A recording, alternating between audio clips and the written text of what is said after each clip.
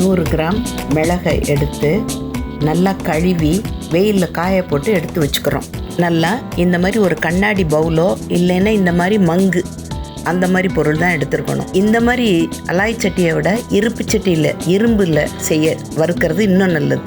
லேசாக இதில் புகை வரணும். அந்த சுருக்கம்லாம் லேசாக விரிய ஆரம்பித்தா போதும். இந்த மாதிரி கருகிடக்கூடாது. அதை மறுபடியும் அந்த கண்ணாடி பாத்திரமோ இல்லைன்னா இந்த பீங்கான் பாத்திரத்துலையோ தான் எடுத்துக்கணும்.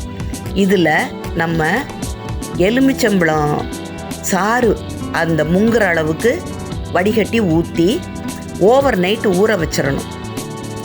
அதில் தெரியுது பார்த்திங்களா, அதான் தண்ணி. இதை நல்லா வெயிலில் காய வச்சிடணும். இந்த மாதிரி சலசலன்னு காஞ்சிடணும். காஞ்சதுக்கு அப்புறமேலு அதை நைட்டில் மறுபடியும் அந்த பாட்டிலுக்கு மாற்றிட்டு இஞ்சி, இந்த மிளகு முங்குற அளவுக்கு இஞ்சி இருக்கணும். கொஞ்சமாக தண்ணியை தெளித்து அதை நல்லா அரைச்சிட்டு வடிகட்டி கொஞ்ச நேரம் அப்படியே செட்டிலாக விட்டுறணும். அடியில் இருக்கிற அந்த வெள்ளை வரக்கூடாது. முங்குற அளவுக்கு ஊற்றி நல்லா குலுக்கி விட்டு இதை அன்னைக்கு ராத்திரி பூரா ஊற விட்டுறணும்.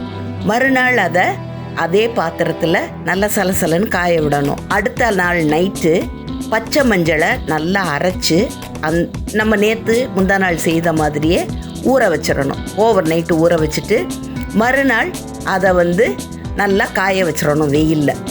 நல்லா வெயிலில் காஞ்சதை எடுத்துட்டோம். இப்போ பாருங்கள், முதல் நாள் எலுமிச்சம்பழம் இஞ்சி, அடுத்த நாள் மஞ்சளில் காஞ்சதை மிக்சியில் பொடி பண்ணிக்கலாம். உரலில் கூட இடித்து சலிச்சிங்கன்னா மூக்கிலெல்லாம் ஏறும். நல்லா நைஸாக எடுத்து வச்சுக்கோங்க. நம்ம 3 விரல் இருக்கிற அளவுக்கு பொடி எடுத்து அதை தேனில் குழைச்சி டெய்லி சாப்பிட்டுட்டு வரலாம். இந்த சீசனுக்கு ரொம்ப சிறந்த அருமருந்து இது. இப்போ மிளகு மருந்து ரெடி.